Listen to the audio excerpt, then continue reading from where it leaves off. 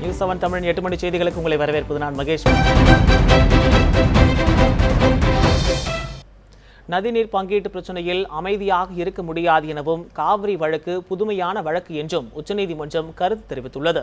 கடந்த 2007ஆம் ஆண்டு காவிரி நடுவர் மன்றம் அளித்த தீர்ப்பை எதிர்த்து கர்நாடகா, தமிழ்நாடு, கேரளா ஆகிய மாநிலங்கள் உச்சநீதிமன்றத்தில் வழக்கு தொடர்ந்தன. இந்த வழக்கின் இறுதி விசாரணையில் 4ஆம் நாளான இன்று கர்நாடக அரசு தரப்பு வாதம் நடைபெற்றது. அப்போது அம்மாநில அரசு தரப்பில் நடுவர் மன்றம் ஒன்றும் கடவுள் அல்ல எனவும் மழை வந்தால்தானே தண்ணீர் கொடுக்க முடியும் என்றும் வாதிடப்பட்டது.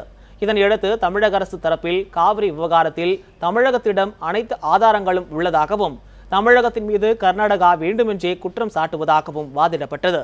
இருதரப்பு வாதங்களையும் கேட்டு நீதிபதி தீபக் மிஸ்ரா தலைமையிலான அமர்வு நதிநீர் பங்கீடு விவகாரங்களில் அமைதியாக இருக்க முடியாது என்றும் காவிரி வழக்கு புதுமையான வழக்கு எனவும் கருத்து தெரிவித்தனர். இரு மாநிலங்களுக்கு இடையேயான நீர் பகிர்வு தொடர்பான வரைபட விவரங்களை எழுத்துப்பூர்வமாக தாக்கல் செய்யவும் நீதிபதிகள் உத்தரவிட்டனர்.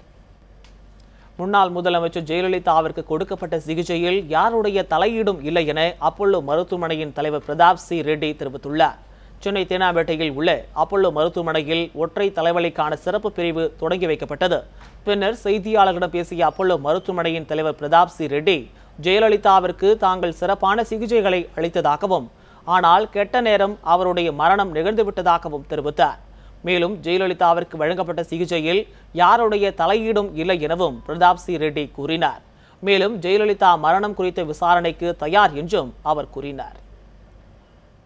No, I don't think there is any interference as far as treatment is concerned. Nobody interfered with our doctors' prescriptions. They only suggested some more doctors. So we took their opinion also. So that is the interference. If you call interference, they said, why don't you call Johns Hopkins cardiologist and get his opinion? Why not get physiotherapists from Singapore? Such things which also helped this treatment. நீதிமன்றம் உத்தரவிட்டும் உள்ளாட்சி தேர்தலை நடத்தாதது ஏன் என மாநில தேர்தல் ஆணையத்திற்கு சென்னை உயர்நீதிமன்ற நீதிபதி துரைசாமி கேள்வி எழுப்பினார். குறிப்பிட்ட கால வரையறை நிர்ணயம் செய்து உள்ளாட்சி தேர்தலை நடத்த கோரி திமுக சார்பில் சென்னை உயர்நீதிமன்றத்தில் புதிய மனு தாக்கல் செய்யப்பட்டது. அந்த மனு நீதிபதி துரைசாமி முன்பு இன்று விசாரணைக்கு வந்தது. அப்போது திமுக தரப்பில் மூத்த வழக்கறிஞர் வில்சன் ஏற்கனவே உயர்நீதிமன்றம் உத்தரவிட்டும் மாநில தேர்தல் ஆணையம் தேர்தலை நடத்தவில்லை என குற்றம் சாட்டினார். ஒவ்வொரு முறையும் தேர்தலை தள்ளி போடும் நோக்கில் மாநில தேர்தல் ஆணையம் செயல்படுவதாக அவர் குற்றம் சாட்டினார். அப்போது நீதிபதி துரைசாமி உயர்நீதிமன்றம் உத்தரவிட்டும் தேர்தலை நடத்தாதது ஏன் என கேள்வி எழுப்பினார். அதற்கு மாநில தேர்தல் ஆணைய வழக்கறிஞர் நெடுஞ்செழியன் உச்சநீதிமன்றம் உயர்நீதிமன்றத்தில் திமுக தொடர்ந்த வழக்கு நிலுவையில் உள்ளதால் தேர்தலை நடத்த முடியவில்லை என கூறினார். இதனையடுத்து நீதிபதி இந்த மனு தொடர்பாக 4 வாரத்தில் பதிலளிக்க தமிழக அரசு மாநில தேர்தல் ஆணையத்திற்கு உத்தரவிட்டார். அதிமுக அம்மா அணி துணை பொதுச் செயலாளர் டிடிவி தினகரனை மேலும் எம்எல்ஏ ஒருவர் சந்தித்து ஆதரவு தெரிவித்துள்ளார். இரட்டை இலை சின்னம் பெற லஞ்சம் கொடுக்க முயன்ற வழக்கில் கைதாக்கி ஜாமீனில் வெளிவந்துள்ள டிடிவி தினகரனை அதிமுக அம்மா அணி எம்எல்ஏக்கள் தொடர்ந்து சந்தித்து வருகின்றனர். இதுவரை 36 எம்எல்ஏக்கள் டிடிவி தினகரனை நேரில் சந்தித்து ஆதரவு தெரிவித்த நிலையில் தஞ்சை தொகுதி எம்எல்ஏ ரங்கசாமி இன்று நேரில் சந்தித்தார். இதன் மூலம் தினகரன் ஆதரவு எம்எல்ஏக்களின் எண்ணிக்கை 37ஆக உயர்ந்துள்ளது. சட்டப்பேரவைக்கு வருவதிலிருந்து திமுக தலைவர் கருணாநிதிக்கு விலக்கு அளித்து தீர்மானம் நிறைவேற்றப்பட்டுள்ளது. உடல்நலக்குறைவால் ஓய்வெடுத்து வரும் திமுக தலைவர் கருணாநிதி 15வது சட்டப்பேரவை கூட்டத்தொடரில் பங்கேற்பதில் இருந்து விலக்கு அளிக்க கோரி எதிர்க்கட்சித் தலைவர் மு.க. ஸ்டாலின் பேரவையில் இன்று சபாநாயகரிடம் மனு அளித்தார். இதனைத் தொடர்ந்து அதிமுக உள்ளிட்ட அனைத்து கட்சிகளின் ஆதரவுடன் ஸ்டாலினின் கொண்டு வந்த தீர்மானம் பேரவையில் ஒருமனதாக நிறைவேற்றப்பட்டது. வி.கே. சசிகலாவின் சிறை அறை என கூறி வெளியாகியுள்ள புகைப்படங்கள் அனைத்தும் போலியானவை என அதிமுக அம்மா அணி தெரிவித்துள்ளது. இது தொடர்பாக கர்நாடக மாநில அதிமுக செயலாளர் புகழேந்தி சென்னையில் செய்தியாளர்களிடம் பேசினார். அப்போது சசிகலாவுக்கு சிறையில் எவ்வித சிறப்பு ஏற்பாடுகளும் செய்து தரப்படவில்லை எனவும் சிறப்பு ஏற்பாடுகள் செய்து தரப்பட்டதாக கூறி வெளியாகியுள்ள புகைப்படங்கள் அனைத்தும் கிராபிக்ஸ் தொழில்நுட்பத்தின் மூலம் சித்தரிக்கப்பட்டவை என்றும் அவர் கூறினார். பின்னர் நியூஸ் 7 தமிழுக்கு பிரத்யேக பேட்டியளித்த புகழேந்தி ரூபாவிற்கும் தங்களுக்கும் எந்த பிரச்சனையும் இல்லை எனவும் அவர் பிரபலமாவதற்காக சசிகலா பெயரை பயன்படுத்தி வருவதாகவும் குற்றம் சாட்டினார். சசிகலா குறித்து அவதூறு பரப்பினால் நீதிமன்றத்தை நாடுவதாகவும் புகழேந்தி கூறினார். I take challenges. நான் எந்த சேலஞ்சையும் சந்திக்க தயாராக இருக்கிறேன். சுத்தமான பொய் புகைப்படத்தை பாகுபலி சினிமா கிராபிக்ஸ் பரவாயில்லைங்க, அதை விட கேவலமா அந்த போட்டோ உள்ள சிறையில் இருந்த போட்டோன்னு வெளியிடப்பட்ட புகைப்படம் அயோக்கியத்தனமான புகைப்படம். அந்த புகைப்படத்திற்கும் அந்த சிறை வாடகத்திற்கும் சம்பந்தமே இல்லை. ஃபர்ஸ்ட் ஃப்ளோரில் மேலே இருக்காங்க, ஒரு பாடடைஞ்ச ரூம் மாதிரி இருக்கும். அந்த ரூம் பழைய பில்டிங், அதில் கார்னர் ரூமில் அவங்க இருக்காங்க. ஆனால் இங்கே வந்திருக்கிறது பார்த்தீங்கன்னா பாகுபலி கிராஃபிக்ஸ் மாதிரி எங்கேயோ இருக்க மொசாய் காமிக்கிறது, டைல்ஸை காட்டுறது, சில பேப்பரில் 5 ஸ்டார் எப்படிங்க கொடுக்க முடியும் சொல்லுங்கள்? உள்ளே போய் வெளியில் வர வரைக்கும் மூவிங் கேமரா சுற்றிக்கிட்டு இருக்கு. நீங்கள் என்ன பண்ணாலும் உள்ளார தெரியும். உள்ளே போகும்போது கையில் சீல் போடுறாங்க, லெட்ஜரில் என்ட்ரி போடுறாங்க. புகழேந்தி பார்க்கவே இல்லையா, ஒரு மாதம் ஆர்டிஐயில் வரவே இல்லைன்னு சொல்லி கேட்குறாங்க. அந்த அளவுக்கு மிக தெளிவாக இருக்கின்ற இடத்தில் எப்படி பாசிபிலிட்டி என்ன கொடுக்க முடியும்? உள்ள கர்நாடக சிறைத்துறைக்கு லஞ்சம் கொடுத்து சசிகலா அங்கேயும் குழப்பத்தை ஏற்படுத்தி விட்டதாக நடிகர் ராதாரவி விமர்சனம் செய்துள்ளார். தர்மபுரியில் இன்று செய்தியாளர்களிடம் பேசிய போது இதனை தெரிவித்த அவர், கமலஹாசன் குறித்து அமைச்சர்கள் விமர்சிப்பது கண்டனத்திற்குரியது என்று தெரிவித்தார். தமிழகத்தில் முதுகெலும்பில்லாத அரசு செயல்படுவதாகவும் ராதாரவி குற்றம் சாட்டினார். சசிகலா பாராட்டுங்க, தமிழ்நாடு மட்டும் ஊழல் அல்ல கர்நாடகாவும் ஊழல் தான் சொல்லி ப்ரூவ் பண்ணி குழப்பத்தை இங்க விளைவிச்சதை விட மோசமா அவங்க பொதுச் செயலாளராக இருந்து இங்க கட்சியை நடத்துறாங்களோ இல்லையோ அங்க கவர்மெண்ட்டை குழப்பிட்டாங்க. ஆதார் தொடர்பான வழக்குகள் 9 நீதிபதிகள் கொண்ட அரசியல் சாசன அமர்வுக்கு மாற்றம் செய்யப்பட்டுள்ளதாகவும் இது தொடர்பான வழக்கு நாளை விசாரணைக்கு எடுத்துக் கொள்ளப்படும் எனவும் உச்சநீதிமன்றம் அறிவித்துள்ளது. அரசின் சலுகைகளை பெறுவதற்கு ஆதார் அவசியம் என்று மத்திய அரசு அறிவித்தது. மேலும் மதிய உணவு திட்டம், அரசின் உதவித்தொகை பெறும் திட்டம் என பல்வேறு திட்டங்களுக்கு ஆதார் அவசியம் என தெரிவித்ததன் பேரில் குழந்தைகள் உரிமைகளுக்கான தேசிய ஆணையத்தின் முன்னாள் தலைவர் சாந்தா சின்ஹா உள்ளிட்டோர் உச்சநீதிமன்றத்தில் வழக்கு தொடர்ந்தனர். இது தொடர்பான வழக்கை உச்சநீதிமன்ற தலைமை நீதிபதி JS கெஹர், நீதிபதி TY சந்திரசூட் ஆகியோர் அடங்கிய 5 நீதிபதிகள் கொண்ட அரசியல் சாசன அமர்வு விசாரித்தது. அப்போது மத்திய அரசு தரப்பில் 9 நீதிபதிகள் கொண்ட அமர்வு விசாரிக்க வேண்டும் என கோரிக்கை விடுக்கப்பட்டது. இதனையடுத்து 9 பேர் கொண்ட அமர்வுக்கு இந்த வழக்கு மாற்றப்படுவதாகவும் அதன் மீது விசாரணை நாளை நடத்தப்படும் எனவும் குறிப்பிட்டு வழக்கை ஒத்திவைத்தனர்.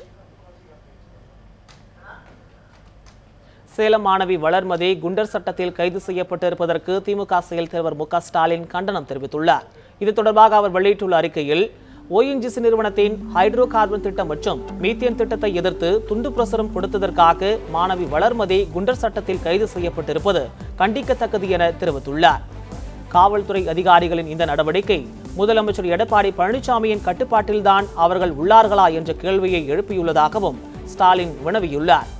ஜனநாயக ரீதியாக போராடிய மாணவி வளர்மதி மீதும், கதிராமங்கலத்தில் போராடிய பேராசிரியர் ஜெயராமன் உள்ளிட்டோர் மீதும் கிரிமினல் வழக்குகளை பதிவு செய்வது தமிழகத்தில் நடப்பது மக்களால் தேர்ந்தெடுக்கப்பட்ட ஆட்சி அல்ல என்பதை மீண்டும் மீண்டும் நிரூபிப்பதாகவும் ஸ்டாலின் குற்றம் சாட்டியுள்ளார். மாணவி வளர்மதி மே 17 இயக்கத்தைச் சேர்ந்த திருமுருகன் காந்தி ஆகியோருக்கு எதிரான குண்டர் சட்டத்தை ரத்து செய்து அவர்களை விடுவிக்க வேண்டும் என்றும் வலியுறுத்தியுள்ள ஸ்டாலின், பேராசிரியர் ஜெயராமன் உள்ளிட்டவர்களுக்கு எதிரான வழக்குகளை திரும்ப பெற்று அவர்களை உடனடியாக விடுதலை செய்ய வேண்டும் என்றும் கேட்டுக் கொண்டுள்ளார். பிக் பாஸ் நிகழ்ச்சியில் சேரி பிஹேவியர் என்ற வார்த்தையை நடிகை ஒருவர் பயன்படுத்தியதற்கு நிகழ்ச்சி பொறுப்பாளர் கமலஹாசன் இதுவரை மன்னிப்பு கேட்காதது ஏன் என புதிய தமிழகம் கட்சியின் தலைவர் கிருஷ்ணசாமி கேள்வி எழுப்பியுள்ளார். கோவையில் செய்தியாளர்களிடம் பேசிய அவர், இதற்காக 100 கோடி ரூபாய் கேட்டு கமலஹாசன் மீது வழக்கு தொடரப்படும் எனவும் அவர் தெரிவித்துள்ளார். என்று ஒரு பெண்மணி இன்னொரு பெண்மணி ஒட்டுமொத்த சமுதாயத்தை குறியீடாக கொண்டு சொன்னதை கண்டிக்க தவறியிருக்கிறார். நான் ஏற்கனவே 2 நாள் அவகாசம் கொடுத்தேன். இந்த 2 நாளில் கமலஹாசன் அவர்களும் மன்னிப்பு கோரவில்லை, விஜய் டிவி அவர்களும் மன்னிப்பு கோரவில்லை, அந்த பெண்மணியும் மன்னிப்பு கோரவில்லை. எனவே இந்த ஒட்டுமொத்த சமுதாயத்திலே பிளவுகளை ஏற்படுத்தக்கூடிய வகையில், சமுதாயங்களுக்கிடையே பாகுபாடுகளை ஏற்படுத்தக்கூடிய வகையில் இதுபோன்று ஊடகங்கள் வாயிலாக சொல்லப்பட்ட அந்த கருத்திற்கு கண்டனம் தெரிவிக்கக்கூடிய வகையில் அதனால் ஏற்படக்கூடிய பாதிப்புகளுக்கு 100 கோடி ரூபாய் கேட்டு நான் ஓரிரு நாளில் வழக்கு தொடுவதற்கு முடிவு செய்திருக்கிறேன். சென்னை எழும்பூர் ரயில் நிலையத்தில் சூப்பர் ஃபாஸ்ட் எக்ஸ்பிரஸ் ரயிலில் ஏற முயன்று தவறி விழுந்து உயிருக்கு போராடிய பயணியை ரயில்வே காவலர் ஒருவர் சமயோசிதமாக செயல்பட்டு காப்பாற்றியுள்ளார். சென்னை எழும்பூரில் இருந்து தாதர் செல்லும் சூப்பர் ஃபாஸ்ட் ரயில் புறப்பட தொடங்கியவுடன் வேகமாக ஓடி வந்த பயணி ஒருவர் அதில் ஏற முயன்றுள்ளார். அப்போது தவறி விழுந்த அவரை ரயில் இழுத்து சென்றது. அங்கு பாதுகாப்பு பணியில் ஈடுபட்டிருந்த ரயில்வே பாதுகாப்பு காவலர் சண்முகம் இதனை பார்த்து துரிதமாக செயல்பட்டார். உடனே அருகில் ஓடிய ரயில்வே காவலர் ரயிலை பிடித்து தொங்கியபடி சென்ற பயணியை பிளாட்பாரத்தில் இழுத்து போட்டார்.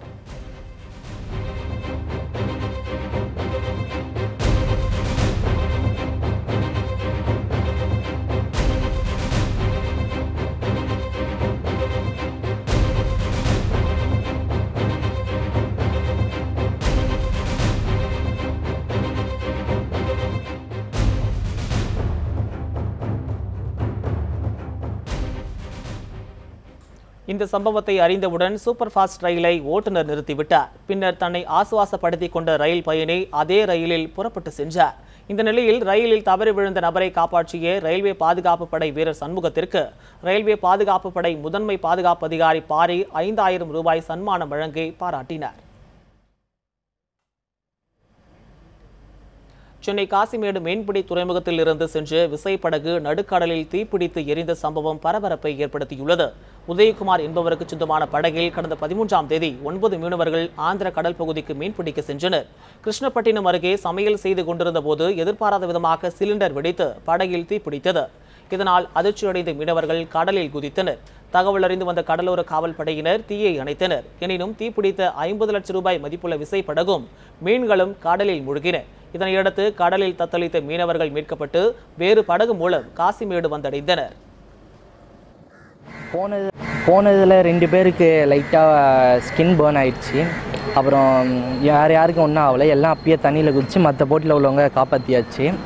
போட்டு வந்து இப்போது ஃபுல்லாக போயிடுச்சு. அதில் உள்ள எக்கோ சவுண்ட்ரு, ஜிபிஎஸ், ஜென்ரேட்ரு ஃபுல்லாக இப்போ அதோட மதிப்பு பார்த்தா நியர்லி 45 லேக்லேருந்து 50 லேக் வரைக்கும் வரும்.